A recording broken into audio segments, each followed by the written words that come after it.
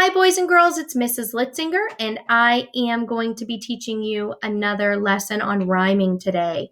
So we've been working with rhyming all year. We started way back at the beginning of the year when we were learning our nursery rhymes. You did a wonderful job recognizing rhyme. Now that we have been listening to all the sounds and words, we're able to really concentrate on the rhyming parts. So we should be even better rhymers now than we were at the beginning of the year. So last week we worked on rhyming. We're going to work on it again this week. That's going to be our phonemic awareness skill.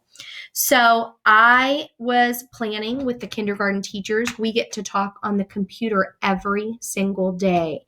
And when we're not planning with the other teachers every single day, we are messaging each other on the phone or emailing. We are always thinking about you and how to deliver the very best lessons to you.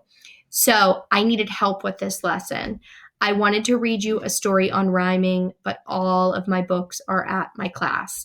So I asked this fella over here. What's your name, fella? Mason Litzinger. Mason Litzinger. I think I recognize that last name, and I think I recognize this cute kid. That's my son. He is one of my 3 boys, and oh, thanks. And he told me that I could borrow one of his rhyming stories, and he knew just the one that you would all love. So why don't you show it to them? And what is it called? Rhyming Dust Bunnies. Rhyming Dust Bunnies. Look how colorful the cover of our story is. And I think there's one thing that we kind of have to talk about before I read you the story. If you don't know what a dust bunny is, this story will not make a lot of sense. So, what is a dust bunny? Do you think you know? I see a bunny here decorating for Easter, and I see a bunny up there, but that's not the same as a dust bunny. A dust bunny is, you know how sometimes you have furniture that there's like a little gap underneath, like maybe underneath a dresser or underneath a couch. There might be some dust that rolls up into a little ball. They like to nickname those things dust bunnies.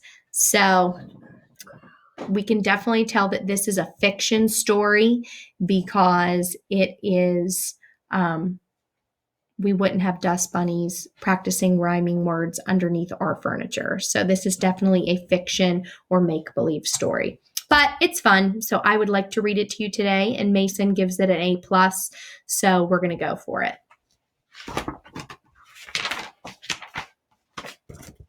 Hello, we are Ed, Ned, Ted, and Bob.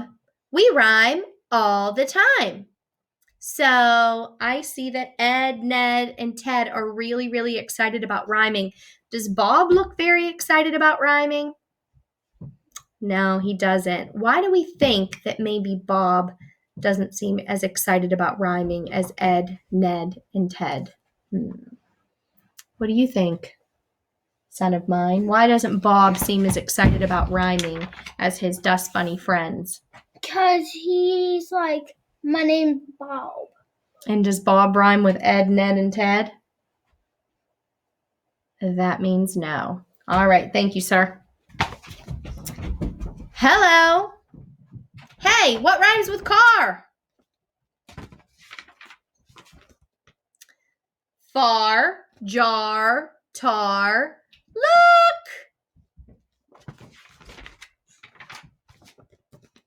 No, Bob. Look does not rhyme with car.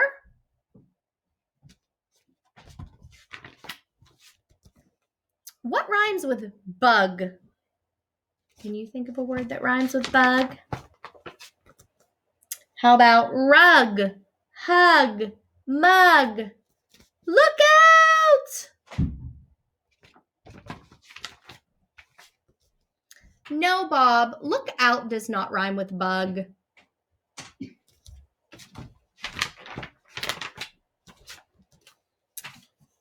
What rhymes with dog? Hog, log, fog. Look out, here comes a big scary monster with a broom. That's a lot of words. Bob, no. Look out, here comes a big scary monster with a broom. Does not rhyme with anything, really. Okay, then, but. Run for it! Ah! The broom's coming up. What do you think a broom does to dust bunnies? Gets rid of them, right? Good call, Bob. They sure loved their buddy Bob that day, huh? Okay, so what rhymes with cat? Sat, pat, rat, vacuum cleaner.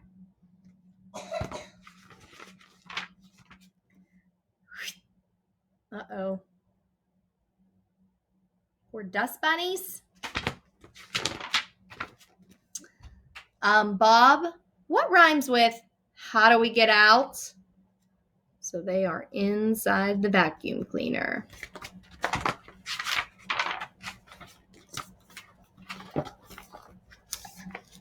Help!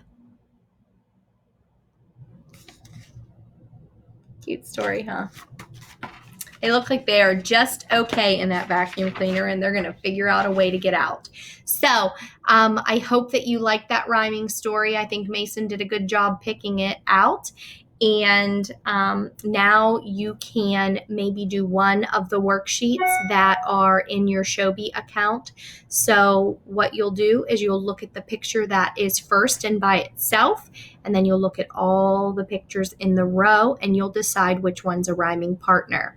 So if there is a picture of a cat that's all by itself, and then maybe a cup, a bat, and a shoe, then you sometimes will just hear it and you'll know it. If it's a little bit tricky and you don't know, remember, you can do your rhyming cheer. Cat, fish, cat, hat, cat, shoe. And you can see if any of those seemed like they had the same rhyming part when you put them side by side with our rhyming cheer. Because sometimes, boys and girls, when we're looking at a lot of words, it makes it hard for us to try to figure it out.